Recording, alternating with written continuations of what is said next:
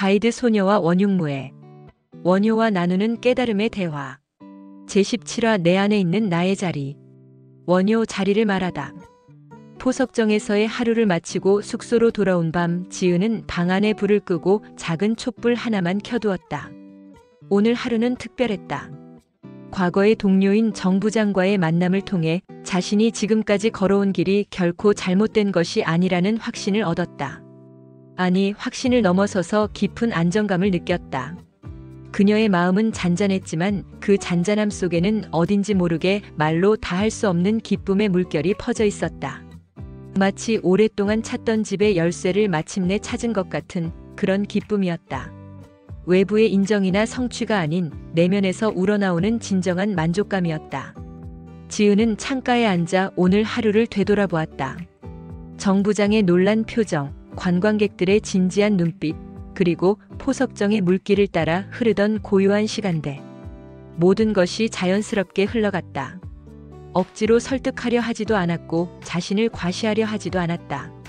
그저 진심을 담아 이야기했을 뿐인데 사람들의 마음이 움직였다. 이것이 바로 스승님께서 말씀하신 자연스러운 흐름인가? 그녀는 생각했다. 예전에는 항상 무언가를 증명하려 했다. 자신이 얼마나 똑똑한지, 얼마나 가치 있는 사람인지. 하지만 오늘은 달랐다. 그냥 있는 그대로의 자신으로도 충분했다.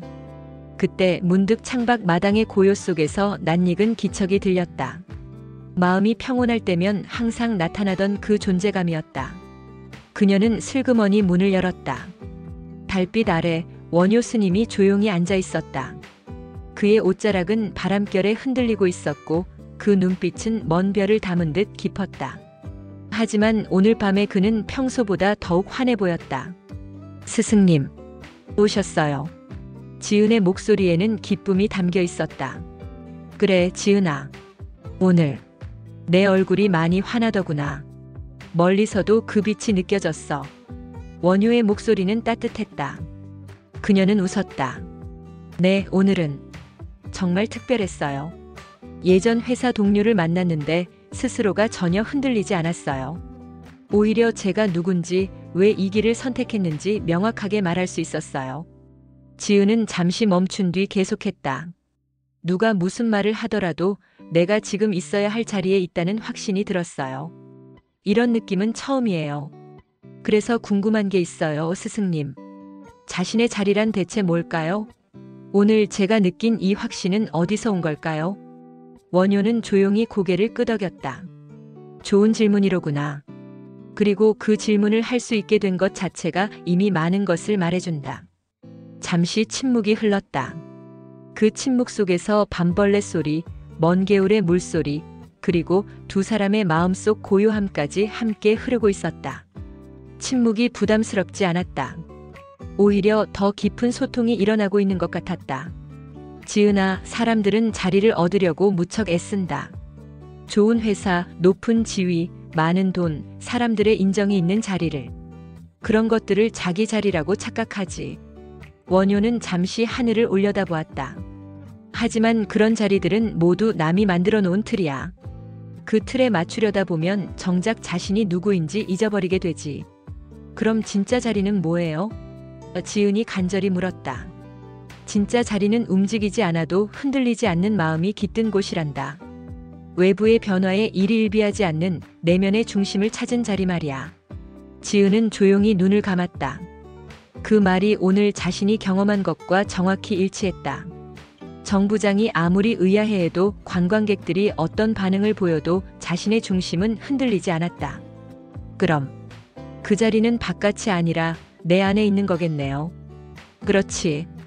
그 자리는 남이 정해주는 것이 아니라 너 스스로 머무를 수 있게 된 순간에야 드러나는 것이지.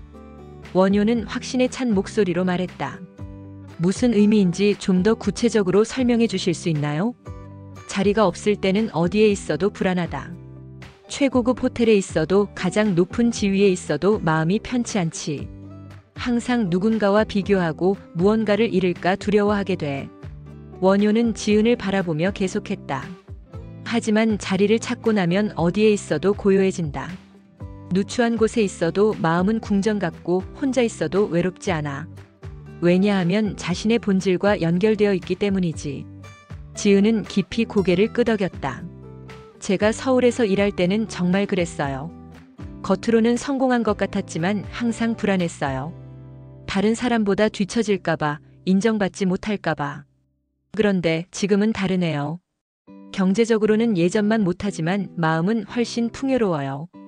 그럼 제가 지금 이 경주에서 사람들을 안내하면서도 기쁜 건 제가 내 자리에 앉아 있기 때문이겠네요. 원효는 빙그레 웃었다. 그래. 누가 박수를 치든 누가 알아보지 않든 내가 그 자리를 스스로 사랑한다면 그곳이 바로 내 불국토다. 불국토요? 지은이 궁금해했다. 부처가 거하는 이상적인 세계를 불국토라고 하지. 하지만 그건 어디 멀리 있는 게 아니야. 자신의 마음이 평화로울 때 바로 그곳이 불국토가 되는 거지. 지은의 눈에 눈물이 글썽글썽 맺혔다. 그건 슬픔도 단순한 감동도 아닌 마침내 도달한 사람만이 흘릴 수 있는 환한 물방울이었다. 오랜 방황 끝에 집에 도착한 사람의 눈물이었다. 스승님, 지금 너무 행복해요. 이런 행복은 처음이에요. 무언가를 얻어서 행복한 게 아니라 그냥 존재 자체가 행복한 것 같아요. 원효는 천천히 일어섰다. 그 말이 나올 때 사람은 비로소 말이 줄어들게 된단다. 왜냐하면 더는 설명할 필요가 없는 기쁨이 몸 전체에서 스며나오기 때문이지. 그는 잠시 멈춘 뒤 계속했다. 예전에 너는 자신을 증명하려고 많은 말을 했어. 하지만 이제는 존재 자체로 증명하게 될 거야. 그것이 진정한 가르침이거든. 지은은 자리에서 일어나 깊이 절했다. 감사합니다, 스승님. 스승님을 만나지 못했다면 저는 아직도 헤매고 있었을 거예요. 아니야, 지은아. 내가 너를 깨우친 게 아니라 너 안에 있던 것을 내가 스스로 발견한 거야. 나는 단지 거울 역할을 했을 뿐이지. 원효는 지은의 어깨에 손을 올리며 말했다. 이제 너는 너의 자리에서 다른 이들에게 자신의 자리를 찾는 법을 보여주는 스승이 되어라. 말로 가르치는 스승이 아니라 존재로 보여주는 스승이 되는 거야. 어떻게 하면 될까요? 그냥 지금처럼 살면 돼. 자신의 자리에서 기쁘게 감사하게.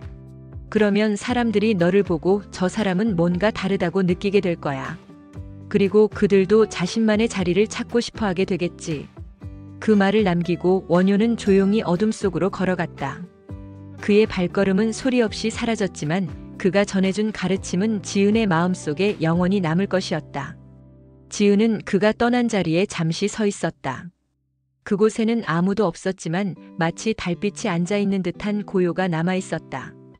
그 고요 속에서 지은은 자신의 변화를 느낄 수 있었다. 그녀는 두 손을 모으고 마음속으로 말했다. 이 자리를 사랑합니다. 이 삶을 사랑합니다. 그리고 이 모든 만남들을 사랑합니다. 그날 밤 지은은 처음으로 자신이 누구이며 어디에 있어야 하는지를 묻지 않아도 알게 되었다. 그것은 머리로 아는 것이 아니라 온몸으로 느끼는 확신이었다. 다음 날 아침 지은은 거울을 보며 놀랐다. 얼굴은 같았지만 눈빛이 완전히 달라져 있었다. 평화롭고 확신에 찬 눈빛이었다. 마치 오랜 여행을 마치고 집에 돌아온 사람의 눈빛 같았다. 그리고 그 마음은 오랫동안 그녀의 눈빛과 발걸음, 그리고 말없는 미소 속에 살아있게 되었다. 사람들은 그녀를 만나면 이상하게 마음이 편안해진다고 했다. 그녀가 특별한 말을 하지 않아도 그냥 함께 있는 것만으로도 위로가 된다고 했다. 며칠 후 지은은 일기에 이렇게 썼다. 나는 드디어 내 자리를 찾았다. 그것은 어떤 장소나 직업이 아니라 마음의 상태였다. 내가 나를 사랑하고 내 삶을 긍정하며 현재 이 순간에 감사할 수 있는 마음, 그것이 바로 내 자리였다. 이제 나는 이 자리에서 다른 사람들도 각자의 자리를 찾을 수 있도록 도와주고 싶다. 말로 가르치는 것이 아니라 존재로 보여주는 것으로. 그리고 그 아래에 작은 글씨로 덧붙였다. 원효 스승님께 감사한다. 그리고 이 긴 여정을 함께 해준 모든 사람들에게 감사한다. 이제 시작이다.